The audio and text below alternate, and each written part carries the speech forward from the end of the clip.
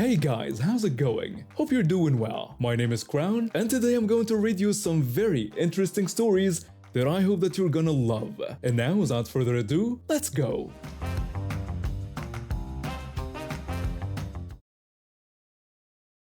I was stacking glasses behind the bar when my coworker came rushing over with his eyes wide. He'd only been on the floor by himself for a few hours and already looked like he wanted to run out the back door. He told me the table was asking for something that wasn't on the menu. The woman leading the group said the other location made it all the time and we had the ingredients, so we should just make it. I asked if he'd checked with the kitchen yet. He hadn't, so I told him to go ask, and if they said no, I'd handle the table myself. He nodded and disappeared into the kitchen. I watched him through the window when he talked to the line cooks. They shrugged and agreed. Easy enough. Just a wrap with some modifications. I figured that would be the end of it and went back to refilling waters for my section. Except it wasn't the end. Every single time he went to that table, the woman at the head started demanding something new. He'd drop off their food, and she'd call him back before he could take a few steps. He'd bring extra napkins and she'd need more sauce. He'd bring sauce and she'd change her mind about her drink. I kept catching his eye across the dining room. His face was getting paler each time he came back from that corner table. So I started picking up his other tables when he got stuck there, checking on drinks, clearing plates, anything to keep them happy while she held him hostage. When I found him in the back leaning against the wall, he looked like he might cry. I asked if he was okay. He said he didn't think he was cut out for this job. I reminded him it was his first night alone and he was doing fine. That table was just demanding. He said the woman hadn't said please once and kept looking at him like he was doing everything wrong. I told him some people were like that and not to let it get to him. He might not get tipped well by them, but his other tables loved him. I've been checking on them. He thanked me for doing that. I said that's what I was there for. The night dragged on, and that table stayed forever. They came in close to closing and were still sitting there an hour past when our section should have been done. I was wiping down empty tables when he came over again. He asked how to ring in an employee discount and whether he could use more than one on the same check.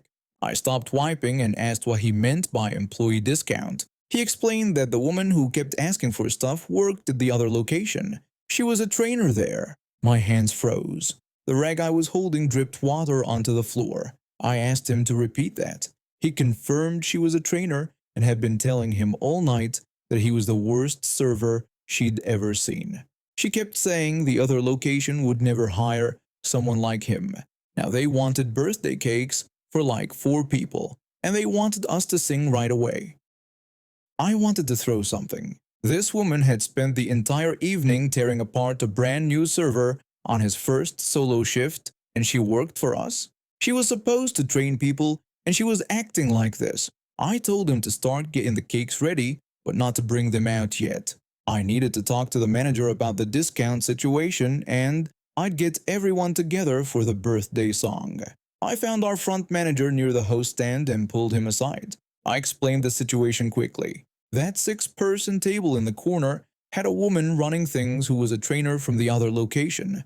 She'd been treating my co-worker like garbage all night, making constant demands, telling him he was terrible, the whole thing. Now she wanted employee discounts and birthday cakes.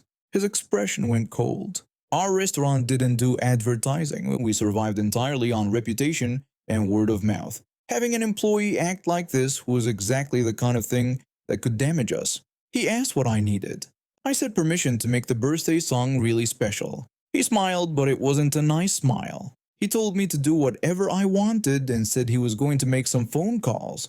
I ran through the closing side of the restaurant grabbing every single person I could find. Servers, bussers, the dishwasher still scrubbing pans. Everyone. I gave them the fastest explanation possible. That corner table had been torturing my coworker all night. The ringleader was a trainer from the other location. She wanted a birthday song and we were going to give her one she'd never forget. I told them to sing loud. I meant scream it. Everyone understood immediately. We'd all been in his shoes. We'd all dealt with tables from hell. This was payback for every awful customer we'd ever served. I found my coworker near the kitchen with 6 dessert plates ready. I told him we were good to go. He asked if I was serious. I confirmed we were really doing this. We walked out together, and the biggest crowd I'd ever seen for a birthday song followed us. There had to be 15 people. The woman saw us coming and her smile got smug. She thought she'd won. She thought she'd gotten everything she wanted. We put the cakes down in front of every seat. Then we lined up and we sang. We didn't just sing, we screamed. We belted out that birthday song louder than anything. The corner location meant it echoed back at them. Our voices bounced off the walls and amplified. I watched their smiles disappear. Hands flew up to cover their ears. They were wincing and trying to lean away, but there was nowhere to go. We drew it out. Every note stretched longer. When someone ran out of breath, someone else picked up even louder. It was beautiful. It was deafening. It was perfect revenge. My ears were ringing when we finally finished. The woman's face was bright red. Her friends looked shell-shocked. I smiled at them all and told them to enjoy their desserts. I walked back toward the kitchen and saw our manager at the host stand on the phone. He was talking quietly, but his jaw was tight. The woman from the table got up and walked over. He handed her the phone. I couldn't hear the other side, but I watched her face go white.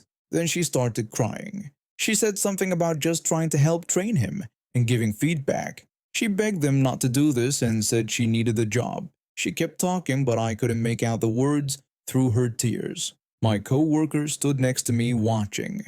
He asked what was happening. I told him she was getting fired. He asked if it was because of the birthday song. I explained it was because she'd been cruel to him while representing our company. The manager had called her location and then called higher up. They'd pulled her employee number. She kept pleading into the phone, saying she'd apologize and make it right. But whoever was on the other end wasn't interested. She handed the phone back to our manager and walked back to her table. Her friends were quiet while she grabbed her purse.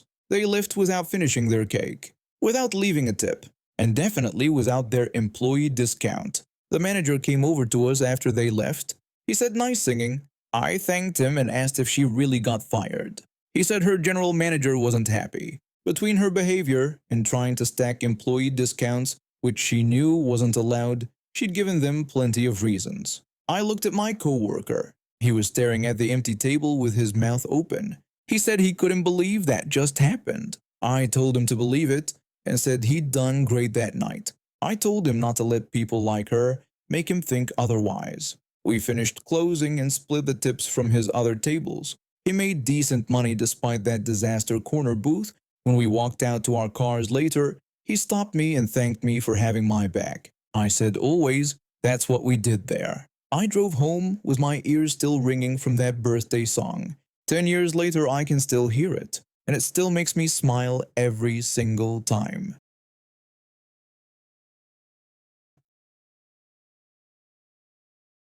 My family moved across the country back in 2020 for my husband's new job. Rent was cheap everywhere because of the pandemic, so when we found a cute little house near the school and across from a nice park, we jumped on it. The landlord seemed eager to fill the place since it had been sitting empty for months. Everything looked fine until we actually moved in. The blinds crashed down the first time I touched them. 2 sinks started leaking within a week. The toilet seal broke after a month. I called the landlord to fix these problems, and he showed up every time but always asked my husband to help him with the repairs. My husband used to work construction, so I guess the landlord figured he could get free labor out of the deal. Then the garbage disposal broke. I called to let them know, and they told me they could fix it but would need to charge me a $70 service fee. In every other place we'd rented, basic repairs were the landlord's responsibility. That's literally why people rent instead of buy. I went back and read the contract more carefully and realized it said they could charge for any repairs, not just ones caused by tenant damage. I argued with them that their home was their responsibility, but they kept telling me I needed to follow the contract. I checked with other landlords in the area, and apparently this was normal around here. Most of the houses were 50 to 100 years old, so landlords would lose a fortune on repairs if they covered everything. They put in these fees to keep tenants from calling about every little thing. But I wasn't calling about loose hinges or broken drawer tracks. I was calling about water pouring out from under the toilet and broken appliances. None of that was my fault. Still, we were stuck paying at least twice a month for the entire 2 years we lived there. Every single time I called about something, they found a way to blame us for it. Because I had pushed back on the contract terms, they decided we must be total idiots who couldn't take care of anything properly. They started micromanaging everything we did. They came over to supervise my husband fertilizing and mowing the lawn to make sure he was doing it right. They drove by at least once a week to check that the grass was mowed, the leaves were raked, the snow was shoveled, and the flower beds were weeded. If they thought we'd slacked off even a little, they'd message us. They always ended by offering to do the work for us if it was too much to handle, but warning they'd have to charge a weekly fee. Yeah, over my dead body. Every time they came inside, they found new hazards to complain about. The rug was a tripping hazard. Those boxes were blocking the walkway and creating a hazard. The trampoline needed to be secured to the ground because it might be a hazard. The edging I put around the flower bed had to come out because someone might trip into it. I absolutely hated these people. They called us on holidays to harass us about stuff like when we last weeded or fertilized. Then they demanded receipts and proof, implying we were lying because they said the yard looked terrible. Just so we're clear, my husband spent 4 hours every Saturday on that stupid third of an acre lot, and it was the nicest looking yard on the entire block. Whenever we called about repairs we weren't comfortable doing ourselves, they talked to us like we were children. They told us what tools to buy and how to fix things, even if we weren't comfortable with it. They insisted we try to fix it first before they came to look at it, even for electrical or plumbing issues that would require us to modify the house, which was prohibited in our contract. At first we went along with it, but when their instructions didn't work, they'd say we probably did it wrong, but they could come look at it for a fee. Or we could just call a professional. Another option was they could come watch us try to fix it and give instructions, but if they actually had to touch anything themselves, they'd charge us. After the first time this happened, I told them to forget it and I'd call a professional. They got offended and said they had to approve any professional we called. We had to research companies and send them proposals, they'd make the final decision, and we'd still pay a service fee because the repair had to happen either way.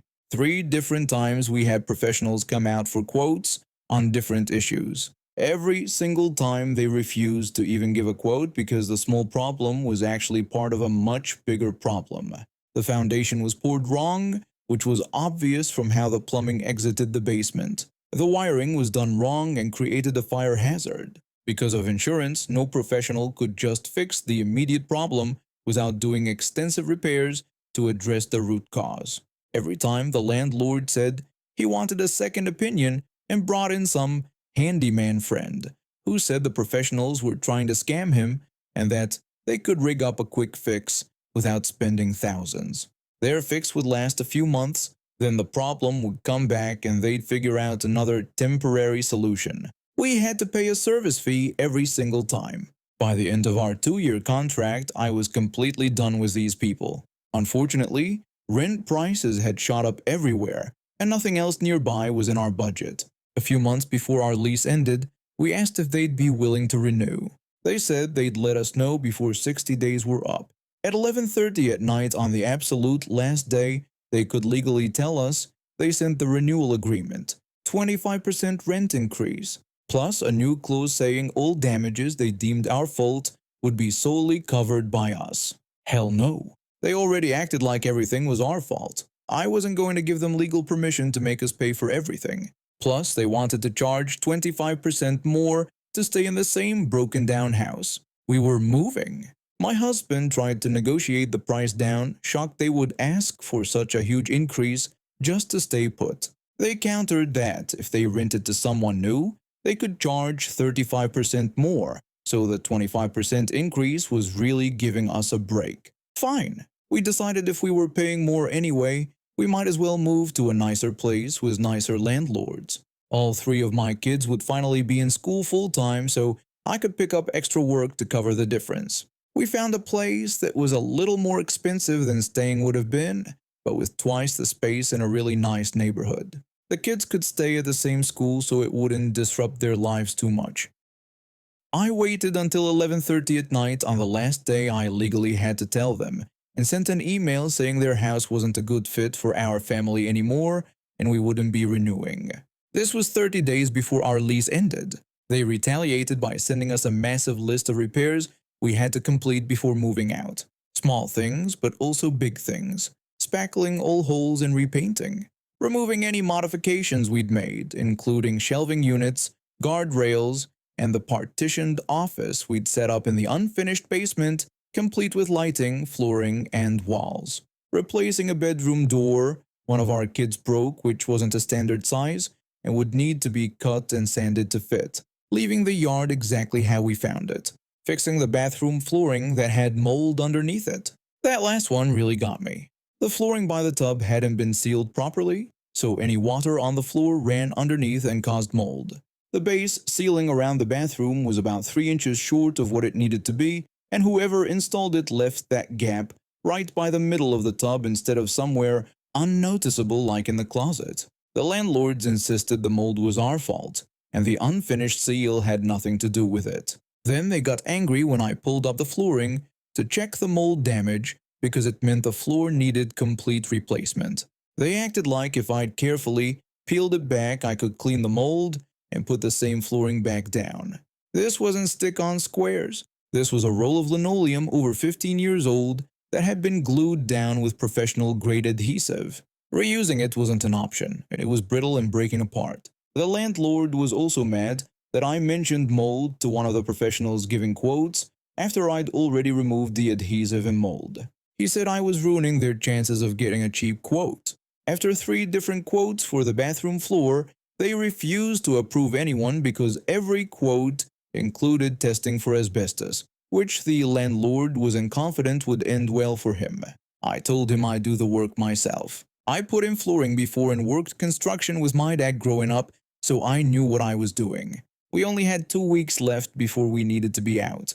Right in the middle of all this, my husband's uncle passed away in a shocking and traumatic way. My husband flew across the country for the funeral to be with his family. This left me alone with 3 kids to do all the repairs and finish moving into the new house. And the landlord still insisted on approving all the materials I bought for repairs. When all this was happening, our neighbors were furious at the landlords for pushing us out. We had really good relationships with everyone. One neighbor was like a grandma to my kids, always baking them treats and inviting them over to play with her dogs. The neighbors across the street would sit on their porch and chat with us on summer evenings. We brought cookies to everyone on the block during holidays and made it a point to know their names and families. It was a tight community. Even before the landlords turned nasty, everyone had warned us about them. They'd lived in the house themselves before becoming landlords, so all the neighbors knew them. Before we moved in, they only rented to people from their home country who usually didn't speak English and didn't interact with the neighborhood. The landlord admitted to neighbors multiple times that he didn't want to rent to anyone who wasn't like his people because it didn't feel right. We were the first family who rented that house and actually became part of the community instead of hiding from it. When the neighborhood found out the landlords had bullied us into moving, they were upset. During the last week, the same time my husband was gone for the funeral, I realized I was way over my head. I wasn't going to finish all these repairs and cleaning by myself. We reached out to let them know it would take a few days past our lease to finish, but we were willing to do the work. The landlord lost his mind and he said if he didn't get the house back in exact condition by midnight, on the last day of our lease, he'd charge us an extra month of rent plus sue for damages because it would be time lost that he couldn't rent it to someone else. We pointed out that my husband was at a funeral and they just barely approved the work and materials a few days earlier. His response was to follow the contract or face legal action. Our neighborhood and church came together and spent those last few days working on the house, so everything was fixed according to what the landlord demanded. One person painted, another finished the bathroom floor. One family had their kids pull weeds. Another guy brought tools to cut and sand the door to fit. Everyone agreed these were things the landlord should be handling and shouldn't be our responsibility to personally repair or coordinate. These were things that should be covered by a deposit. The landlord acted like he had someone ready to move in the moment we were out and would lose that contract if the house wasn't ready. Spoiler, he didn't. Even after we turned over the keys, the landlord wanted to nitpick and make us come back to fix small things. But we flat out refused and told him to take it out of our deposit. 30 days after we moved, we got a bill. He nickeled and dimed us out of every last cent of our deposit, despite all the work the community had done. Stupid claims like $150 to replace a window screen with a hole in it, when I knew he either wasn't going to fix it at all or just buy a $2 repair kit from the store. $800 for water damage to a kitchen drawer because of some bubbling on the bottom, something I knew he'd just cover with an insert. He even cited damages that had been there since before we moved in, damages he'd charged us service fees to fix multiple times but never properly fixed. His bill was over $500 more than our actual deposit. Some of it was for utility fees I'd already paid directly to the city. I sent receipts of my utility payments and told him I wasn't paying another dime. If he wanted to withhold the entire deposit, fine, but he wasn't getting anything else from us. If he wanted to sue, go for it. We never heard from them again, but I was still furious. My neighbors were furious. We all wanted revenge, even if it was petty. The new house we moved into was only 5 minutes away, so my kids still went to the same school, the one that's 500 feet from the old house. I drove past it every day taking my kids to and from school. We also still visited neighbors. Here's what I found out from chatting with them. Every time the landlords brought someone to show the house, the grandma next door made sure she or her husband were doing yard work. They'd strike up a conversation with prospective tenants and always mention how wonderful the last family was and how awful it was that the only reason we moved was because of how the landlords treated us. Someone, I still don't know who, started knocking on the doors and windows at all hours of the night, setting off alarm notifications to the landlords. They started keeping the landlord's personal car parked in the driveway of the unoccupied house to deter break-ins. My neighbor, who liked to sit on the porch and chat, decided that any time the landlord was doing landscaping work was the perfect time to enjoy his peace and quiet. He yelled at the landlord for making too much noise so often that the landlord ended up buying all new electric landscaping equipment specifically designed to reduce noise. The house sat empty for 6 months before they got new renters. I watched the price move up and down online every month. At first, they tried to rent it for $800, more than what we'd been paying. Then it steadily dropped each month until they were asking nearly what our original rent was. Eventually, they rented it out much cheaper than what we'd tried to negotiate them down to, which gave me great satisfaction. I found a way to introduce myself to the new family within the first couple weeks they lived there. It was easy to spot them during school drop-off and pickup since they walked their kids to school. I mentioned that we used to live there and told them the neighbors were nice, then added that I hoped they wouldn't have too much trouble with the landlords. After a little over a year, I noticed a moving truck. I'd done the math and knew they were still in the middle of their lease. I decided to be super petty. I knocked on the door and reintroduced myself, verified they were moving, then unloaded everything the landlords did to us during our move-out process and how they screwed us out of thousands of dollars even after we did all the repairs. I gave them pictures of our move-out process so if the landlords tried to charge them with certain damages, they could prove it existed before they moved in. I gave them contact information for everyone who worked on the house before we moved out so they could have a timeline of all the damages I was certain the landlord would try to pin on them. They verified the landlords had been unbearable and were the main reason they were moving. The landlords had sent them a laundry list of repairs too. After our conversation, the husband told me he was going to tell the landlord he'd only do the cleaning and repairs if they returned the entire deposit up front. Otherwise, he wasn't doing anything beyond removing his possessions. I'm assuming he didn't get his deposit back because a few weeks after they moved, I saw the landlord and his wife in front of the house. They'd hired someone, not a professional, to clean up the yard. They'd set up an umbrella and chairs to shade themselves while they micromanaged this poor laborer working in the hot sun. The house has sat empty for over a year now. According to our old neighbors who we're still good friends with, they've only shown the house a couple times. It's both for sale and rent, much cheaper than going rate, but no one wants it. The neighbors still do what they can to harass them. Someone went back to knocking on doors and windows to set off alarms because the landlord has his car parked there constantly. One neighbor reported him to the city for blowing his leaves across the street into the park rather than bagging them, and I hope he got a hefty fine and lots of back pain every time he had to rake and bag his own leaves. Now it's covered in snow, and because the house is so close to a school, they have to come salt and shovel the walkways. It's a lot of extra work for a house that's empty and not bringing in any income. Every time I drive past to drop my kids off at school, I see that for sale sign and get the sweet satisfaction that they aren't making any money on that house, and they aren't terrorizing anyone else. In case anyone's interested, the new house we moved into has the most amazing landlord. They've never harassed us, they've fixed anything that's gone wrong without complaint, and the only time they charged us anything beyond rent was when a bracket on the garage door broke because my kids left something in the way. They asked us to cover the cost of the new bracket, which was less than $50. We've lived here nearly 4 years now and love it.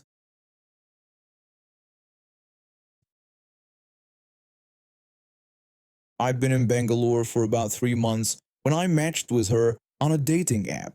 Same hometown, same language, same nostalgia for the food we grew up eating. In a city where I barely knew anyone, that felt like a sign. Our first few dates went well. She laughed at my jokes, seemed genuinely interested in my life, and when I cooked dinner for her one evening, she practically melted. She told me it reminded her of home. I felt proud. Cooking has always been my thing, something I enjoy doing for people I care about. After that, she started coming over every weekend, sometimes Friday night, sometimes Saturday morning, always staying until Sunday evening. And every single time she'd text beforehand asking what I was making. I thought it was cute at first. She'd request specific dishes, things her mom used to make, comfort food that took hours to prepare. I didn't mind. I thought it meant she felt comfortable with me, that we were building something real. But looking back, I realized she never once offered to help chop vegetables, stir a pot, or even clean up afterward. She'd sit on the couch scrolling through her phone while I worked in the kitchen, then come to the table when everything was ready. After eating, she'd stretch out and say she was too full to move. I'd end up doing the dishes while she napped. Still, I told myself this was just how relationships worked sometimes. People have different love languages, right? Maybe hers wasn't acts of service. Maybe she showed affection in other ways. Except she didn't. She never paid for a single meal when we went out. Never drove, even though she had a car.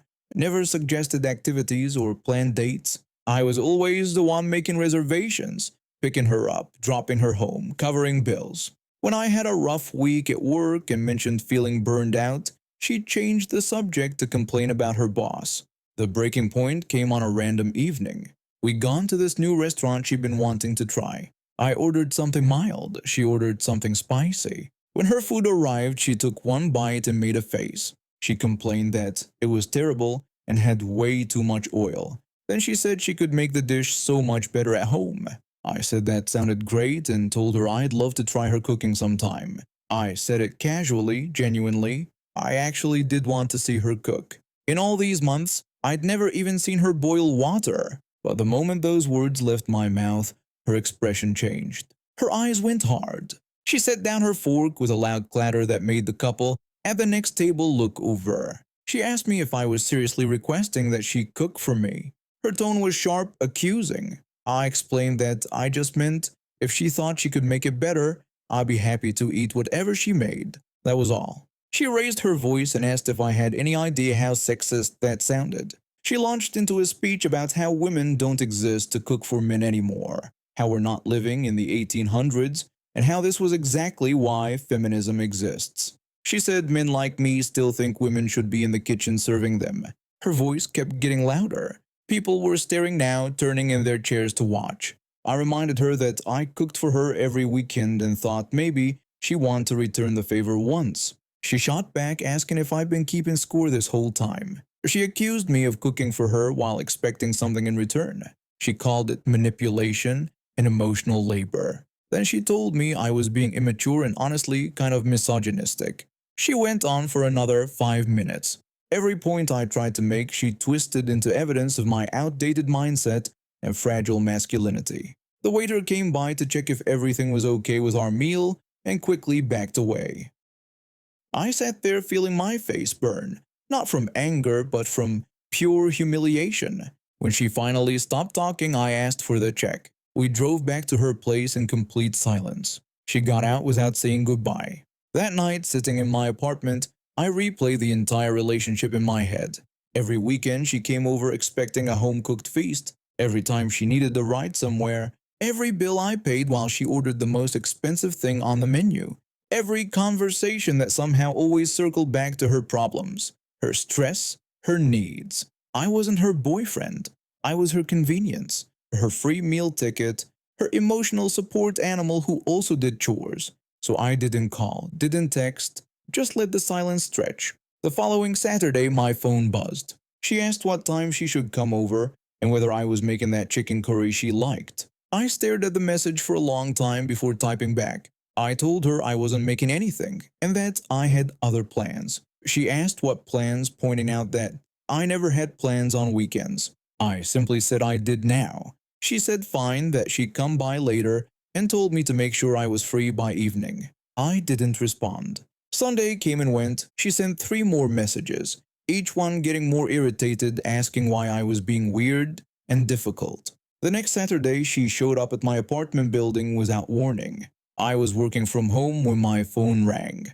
It was the security guard downstairs. He told me that there was a woman asking to come up. He said she claimed to be my guest, but I hadn't approved any visitor pass for today. I told him not to let her in and made it clear she wasn't invited. I heard shouting in the background, her voice shrill and unmistakable. She was demanding to know why she needed approval and insisting that she came here every week. She called the whole thing ridiculous and ordered them to let her through right away. The security guard tried to calm her down and explained that he needed proper authorization from the resident.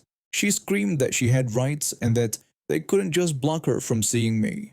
Then she said I was holding her things hostage upstairs. She wasn't. She'd never left a single item at my place. The shouting continued. I heard her trying to push past the security desk, heard the guards telling her to step back. Then I heard her scream that she'd call the police herself if they didn't move. Except they called first. 2 officers arrived within 20 minutes. I heard the commotion from my balcony, saw the flashing lights. She was screaming at them too, pointing up at my building, gesturing wildly. When one officer tried to calm her down and guide her away from the gate, she shoved him. That was it. They arrested her right there. Disorderly conduct, attempted trespass, assaulting an officer. I blocked her number that night. Blocked her on every app, every platform, every possible way she could reach me. 3 months passed. I started actually enjoying my weekends again. Cooked when I felt like it for myself, went out with co-workers, joined a hiking group, met new people who didn't treat me like a service provider. Then one afternoon at work, I got an email from an unknown address. When I opened it, I recognized her company domain. The message was short. She said she missed me and that I was the best thing that ever happened to her. She asked if we could talk. I deleted it without responding. The best thing that ever happened to her, right? Because I fed her, drove her around, listened to her complain, and asked for nothing in return. The only thing I felt reading that message was relief. Pure, absolute relief that I'd gotten out when I did.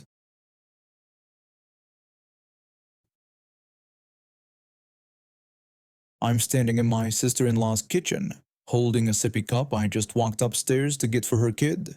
My own 3 children are at the table waiting for me, and I can feel my jaw tightening as I hand it over. My wife and I got married young.